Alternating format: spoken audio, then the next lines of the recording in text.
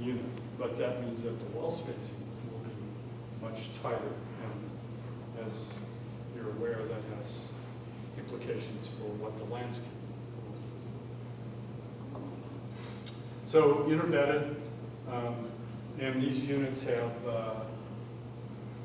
all kinds of different things. This is, again, difficult to see, but this is a log, a set of geophysical logs for the Utica going across the southern tier. And what it's here to show you is that the important part of the Utica dies out right about in here. It's much thinner, and most of it, of the potential thicker part is right there. And these are actually TOC values, which, if you could read the scale, would say on the order of 1 to 2, at most maybe 3% organic carbon. All right, so here's what they look like. You can see these on the throughway. If you're driving through New York, you can visit all these. And this is the uppermost member, which is the most shaly. This is the Indian Castle, the upper Indian Castle. Looks good. It's a nice fissile black shale. It has the lowest organic carbon values of the entire thing, so that's out. But the lower Indian Castle has, in some cases, up to 3.5%, and the Dolgeville and Flat Creek tend to be pretty rich. Okay. In fact, this is a TOC map. These values are 0 to 1 in green. The reddish colors are up to 2% and up to 5% in sort of oranges. So you can see that the organic carbon percentage tends to increase as one goes to the southeast of New York. So this is mostly Trenton and Trenton equivalents. This is more or less the fairway for the Utica in New York. So most of the drilling for the Utica will be done in that part. Like that. Okay, so that's really the more or less the fairway. And this is partly a fault-bounded basin that caused thicker accumulations. And so that's kind of the story behind why it didn't go through. This is all underlain by the Trenton platform carbonates, which may have some prospects for oil and gas and have been tapped into in various places.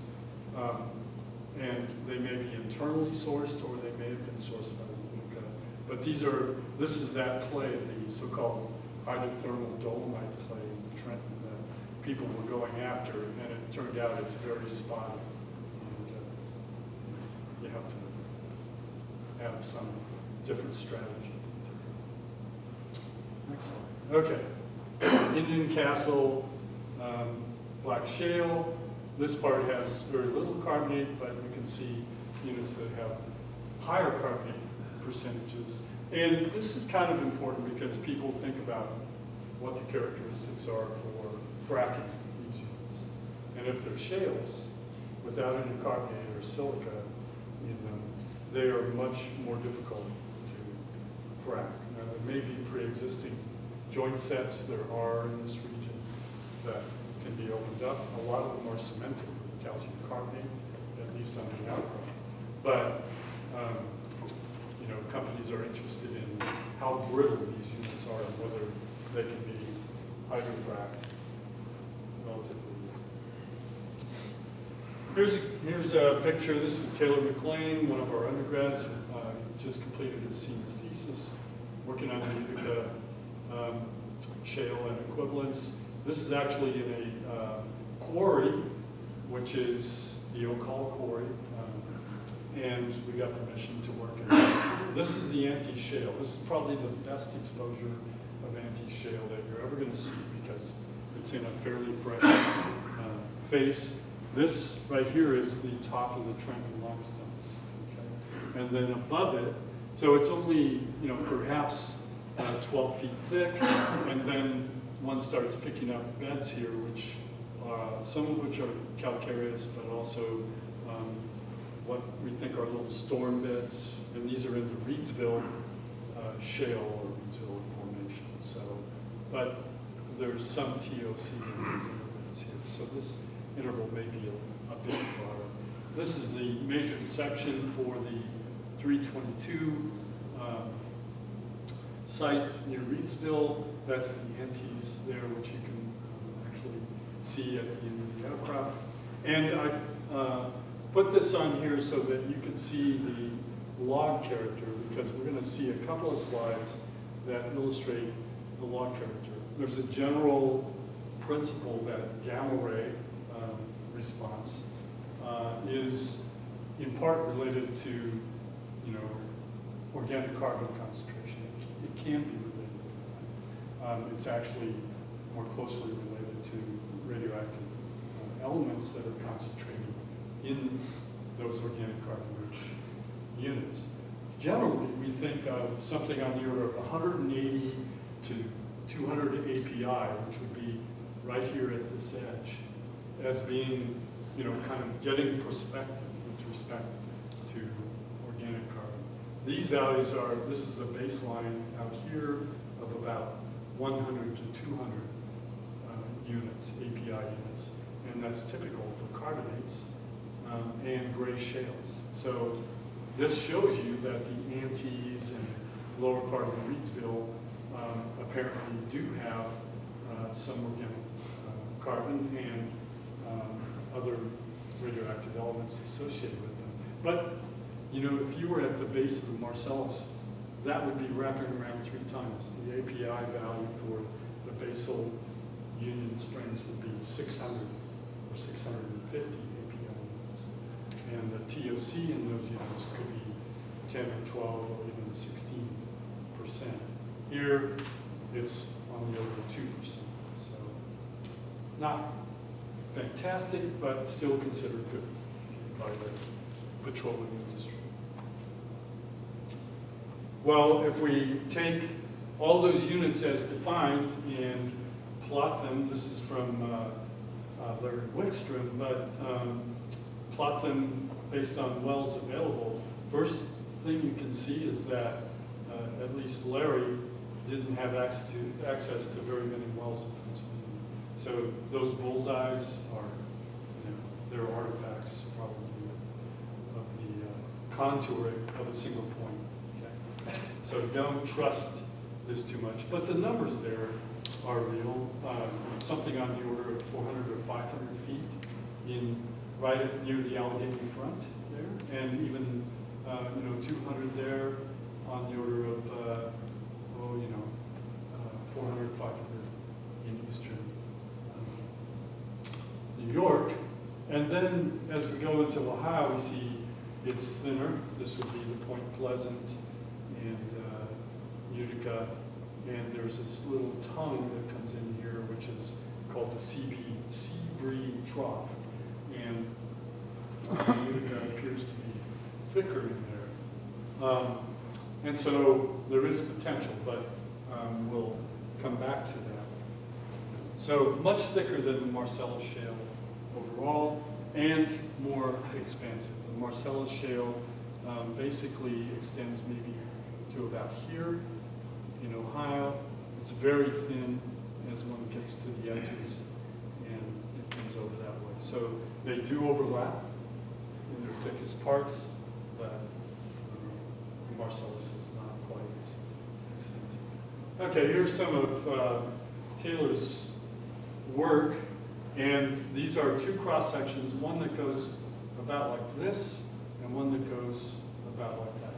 Okay, they're dip lines, just to show you the overall picture. And this is similar to what I already showed you with the units in the Utica Shale. This would be the Flat Creek and the Dolgeville and the Indian Castle, right? Those are interfingering with and transgressing over the Trenton carbonates. Whereas down here in Pennsylvania and farther south, there is interfingering near the top, but those units are not, you know, as interfingering to the extent that they are up in New York. And apparently based on the gamma ray signature. Red would be around 180 to 200 API units or more. Yeah, this color here would be, 100 to 180, and this color would be less than 100. And so you can see it's not quite as rich until maybe you get to Ohio, and you start picking up more of a gamma signature. So I would argue that the TOC content of the Utica in Pennsylvania is not quite as good as in New York or farther to the west in Ohio. And there's another thing that's going to mitigate against significant potential there, and that's thermal maturity, which we'll trot onward to. Okay, I'm just going to skip this bit. I'm not going to talk about that. I'm going to show you this map, again, based on very sparse data, and the idea that there might be as much as 4% TOC in some places. More data available in Ohio. You can get those yourself and plot them, but in the Utica Shale equivalents, they are pretty rich, and in eastern New York. I think most of this is in Pennsylvania is not very prospective. We'll see. We're going to be filling these in time through work of the ABS group.